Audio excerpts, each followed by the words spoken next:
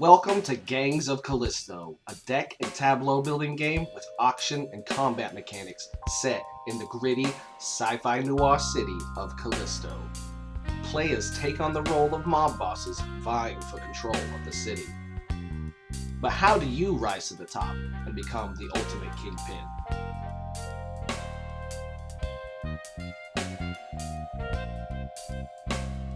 You'll need to accrue influence among the gangs in the form of victory points to become kingpin. There are three main ways to do so. Attacking and destroying an opponent's turf? That's going to net you 2 victory points, and cause the turf's owner to lose a victory point. Each time you acquire a card from the auction row, it's going to go to the top of your deck, and more importantly, it's going to net you a victory point. Lastly, having a prime real estate in play during the production phase, that's going to net you a victory point. Now that you know how to get victory points, when a player reaches 12 victory points, the end of the game is triggered. Players finish the current round, and at the end of it, the player with the most victory points wins. Bada boom.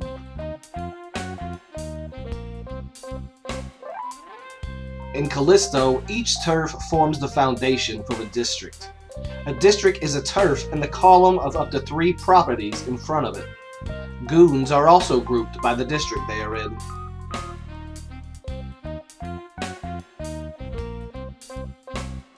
Each round of the game is split into 3 phases.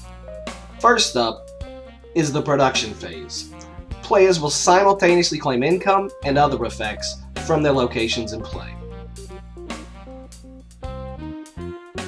When it becomes day and night, everyone draws 3 cards. A player's day and night turn specifically is where the main meat of the game is.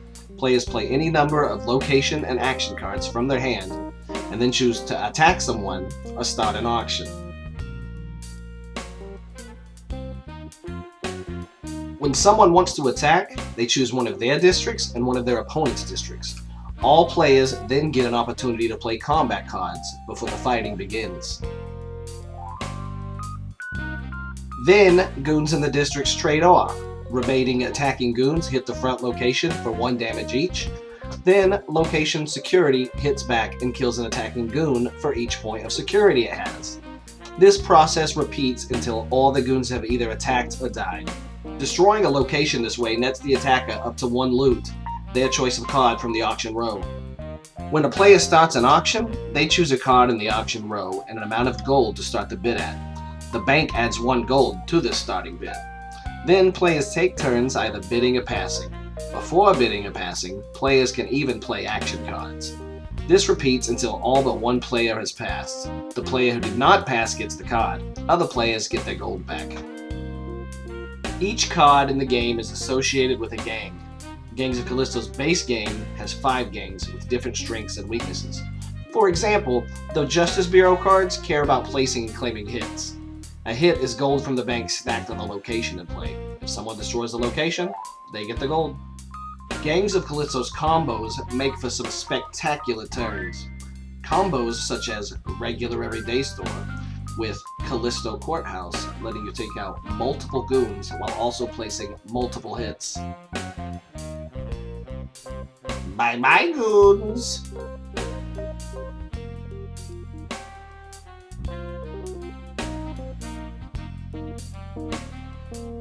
Here's another one for the road. Tap House gets hits on it when it comes into play.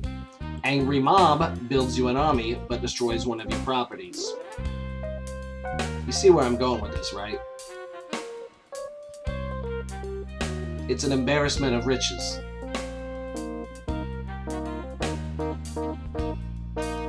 We hope this brief look into Gangs of Callisto made you want to bring out your inner mob boss. From the safety of your kitchen table, of course. Thank you for watching. Find the link to the updated rulebook as well as the sign-up form for the newsletter below.